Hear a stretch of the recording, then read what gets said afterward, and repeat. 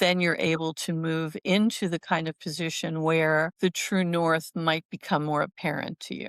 Yeah, in my academy, we work with ancestral healing amongst other things. And the question I Yeah. have for you is like, how do you know where the true root is? I know you say there's interpretation and it's the story you're working with. In my experience, it's when we face the origin of the emotion fully in a way that we never had. Like healing all comes from there's a moment of emotional experience that the child or the ancestor, wherever the origin lies, cannot be with. And they disconnect from that. They protect themselves. And it's that protection that we see in the Uh-huh. impacts in their life that they come into our clinics with. And so for me, the whole symptom doesn't actually shift until we've got to the origin. If we go to something, say 5 years later, that's still a big moment in their life, it won't fully shift. Did you agree with this? And if so, how do you help your clients to get back to that original moment? I don't think that there's necessarily one original moment.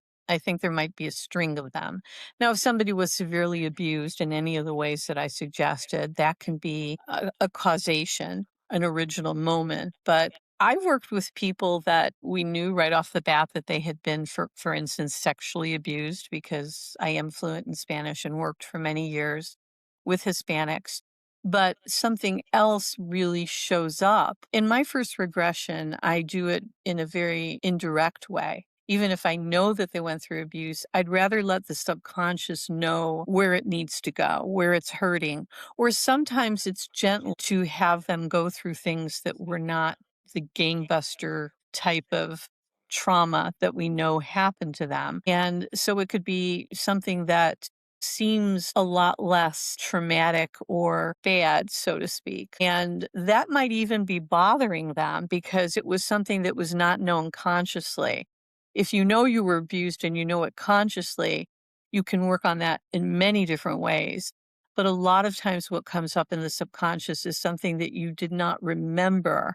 Like that's what finally happened for me is that I gave myself a post hypnotic suggestion to find out why there was a certain behavioral pattern that I couldn't seem to get past. And then just one day, out of the blue, it occurred to me, and it was something that I did not remember, but it went so deep into me.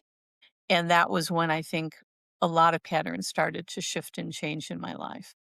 That's fantastic. You found a way to bring that out of yourself. Yeah, good.